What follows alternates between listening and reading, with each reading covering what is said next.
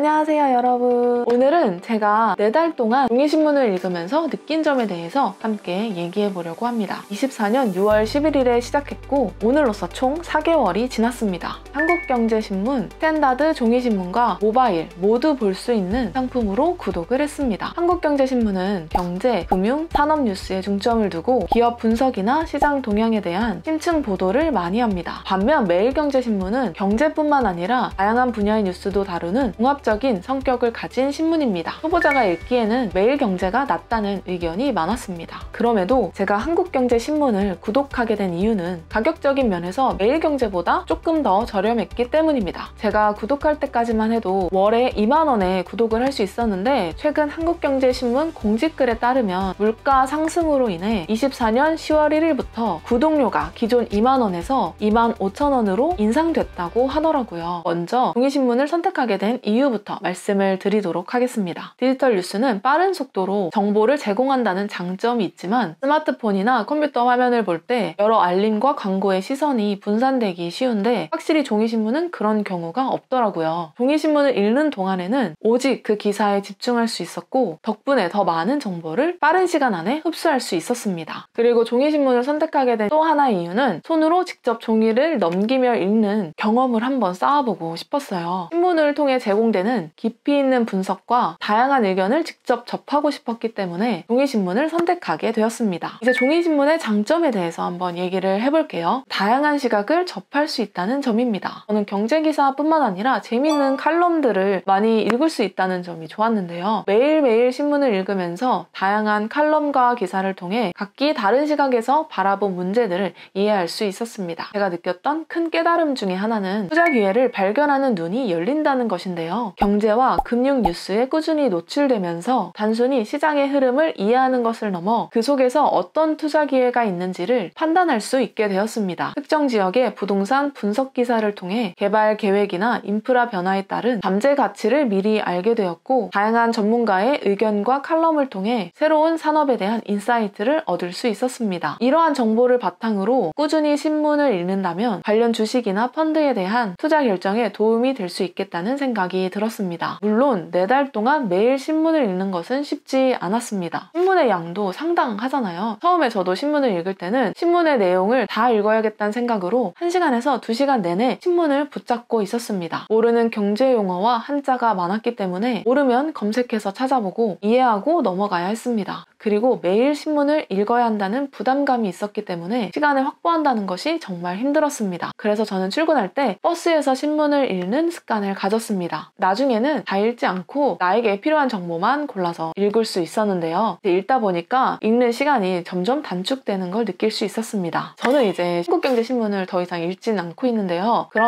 제가 이제 왜 한국경제신문 구독을 해지하게 되었는지에 대해서 말씀을 드리도록 하겠습니다. 처음부터 배송에 문제가 많았어요. 구독 첫날부터 신문이 제대로 도착하지 않았고 종종 불착하는 경우도 많았습니다. 주 6일 배송인데 토요일에는 거의 2주에 한 번 걸러서 배송이 오지 않더라고요. 그리고 결정적으로 최근 10월에 연휴가 많이 겹치면서 2주 정도 가까이 배송이 되지 않았어요. 구독료가 연체돼서 배송이 오지 않는 건가 생각하고 고객센터에 전화를 해보니까 이제 배달원이 바뀌게 되면서 빼먹었다고 하더라고요. 그래서 불착된 부분에 대해서 제가 환불을 요청했지만 환불은 불가하고 그 기간만큼 연장을 해주겠다고 하시더라고요. 그래서 저는 그 연장된 기간만 받고 결국 해지하기로 했습니다. 아침에 이제 신문이 와 있을 거라 생각하고 기대하고 나가면 없어서 실망감이 크게 다가오더라고요. 이런 일이 이제 반복이 되면서 읽는 습관도 점점 무뎌지고 나중에는 점점 읽지 않게 되더라고요. 또 한 가지 단점은 신문이 너무 많이 쌓인다는 거예요. 제가 1년 동안 읽었을 때 정말 많은 쓰레기가 쌓일 것 같다는 생각에 더 이상 읽으면 안 되겠다라는 생각이 또 들기도 했습니다. 4달 동안 종이신문 읽기 경험은 제 일상에도 긍정적인 영향을 미쳤습니다. 아마 계속 읽으면 부동산, 주식 투자에는 확실히 도움이 될 것 같다는 생각이 들었습니다. 저처럼 이렇게 잠깐 읽는다고 경제에 갑자기 눈이 뜨이고 막 그러는 건 아닌 것 같아요. 1년 정도는 꾸준히 읽어야 경제를 보는 눈이 또 쌓이지 않을까 싶습니다. 아마 나중에 조금 더 여유가 생기면 그때는 모바일 구독으로 바꿔볼 생각입니다. 오늘은 신문 읽기 4달 경험을 이렇게 공유해 봤는데요. 도움이 되셨다면 구독, 좋아요, 알림 설정도 부탁드립니다. 그럼 다음 영상에서 봐요. 안녕!